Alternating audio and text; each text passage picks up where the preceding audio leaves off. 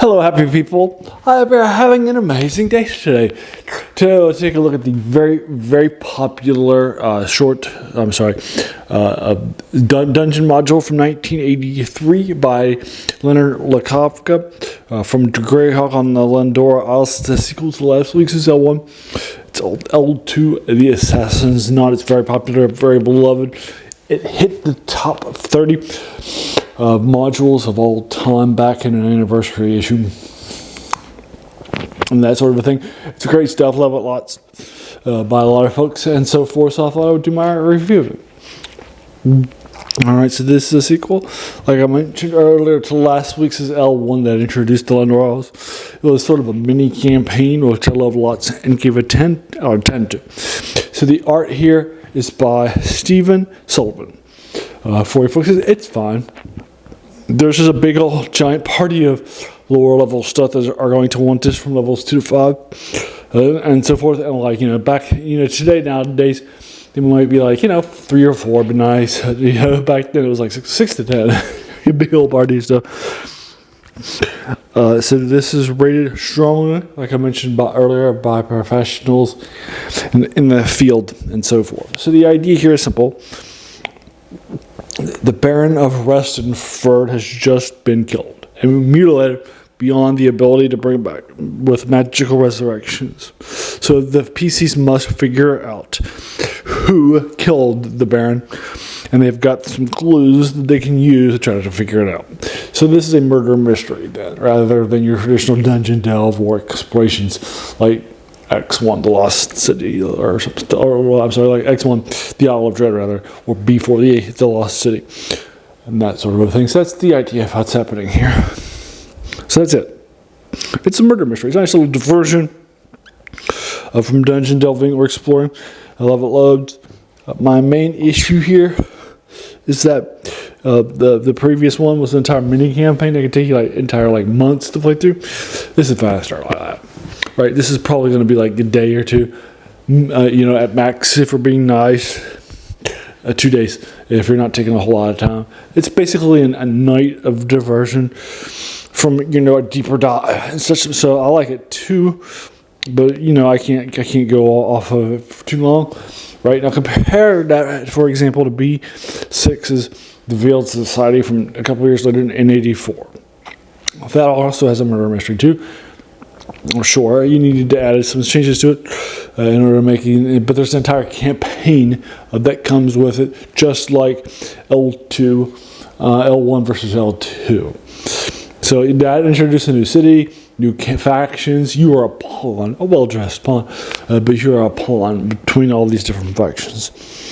Now again, you might need to make a change here or there to make it work with modern audiences and that sort of thing, but L2, was a nice little diversion, gives you a nice night, but it doesn't have a whole lot of meat on the bone, if you will. So for those reasons, I'm giving it an 8 out of 10 rather than a 10 out of 10. But an 8 out of 10 is still a great thing. Love it lots, right? It just doesn't have a lot on and so forth. So I just wouldn't go to war for it like with the previous one that I give a 10 out of 10. Or the Veiled Society that I would give a 10 for 10 out of 10.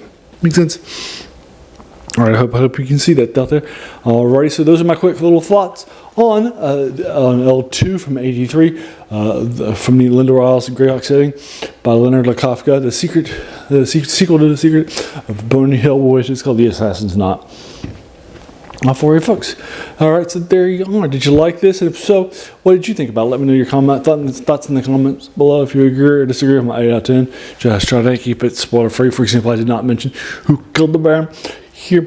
I'll just give you that was happening as a surprise to set you up and that sort of a thing. So I think it'd be great if you also did the same thing and didn't do a deeper dive into the details of spoilers either. A lot of people are going to be reading this fresh, right? So we want to keep it fresh for them, just like it was fresh for you or me. I ran this once as a DM and so forth for a party. So I do know what it's like to run it as a DM. But let me know what your thoughts are. Have you read it? Did you run it as a DM? Did you run it as a player? Have you run it a few times? Maybe one of each. That'd be great to hear from somebody right, and hear your thoughts. I love that lots. So there you are. Now I'm a fan, so like let's do one of these reviews either older things on every Monday of a war game like BattleTech, or in this case modules from Dungeons and Dragons. Love it lots. Heavily fun stuff for you folks. So if you like this, make sure you check out my previous ones. Watch those too, and enjoy those too. Love them. I think you'll love them lots. I did about 5 or 6 module reviews. I also did my own top 70 modules for you folks, and so this actually did hit to a little less, but still an 8 out of 10. You can see why it hit pretty solidly, right around where you would expect for it, and that sort of a thing. So yeah, enjoyed it too. Alrighty, so I've done all that sort of things, and there you are. So if you're interested in checking that out, hit the hit the subscribe button and then the bell icon to be notified of my videos. I also do 3 videos a week on reviews of older science fiction, fantasy, and horror stuff. In this case too, and then I also do on Wednesday I do older video games. On Tuesday, on this past Wednesday, I did Evil Genius from 2004, a beloved cult classic in the spy-fi genre, where you're playing a big guy in a Bond film, and building bases and having to deal with the invasions of bad guys. Also on Saturday, I like to dedicate to serials, the lost genre. I did the Planet of the Giants from 1964, the Planet Doctor Who. I also like to dedicate that to the Lost Dwellings and so forth. And then just yesterday, I published a short story by Robert E. Howard, the guy who created Conan Name, and so forth. Tomorrow will be one from Lovecraft. And then on Thursday will be a sci-fi post-apocalyptic one based on from like the late 80s, based on the post-apocalyptic world in sci-fi. And that sort of thing, done by, it's going to be a novel. It's a game book though, so you play through, right? So those sorts of things have been heavily published right about now. So it seems like the kind of things you would do. You're definitely going to enjoy this channel. It's also where I get the title, because that's the passion of these older projects. The title of this channel is "The Worst Thing About New Books." It's a quote by a French philosopher named Jacques Joubert, who said that the worst thing about them was that they kept us from reading the old ones. It's definitely older stuff out there in this case. You read it first and you play it, but you get the idea. Alright, so that's where the passion of the channel comes from, and the title too. So make sure you're watching these and let your friends know too.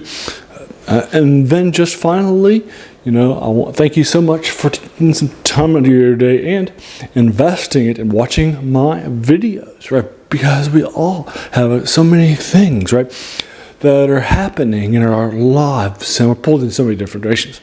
So the fact that you spend this time with me, that's incredibly humbling, and I appreciate it so very, very much. So thanks again, and have an amazing day.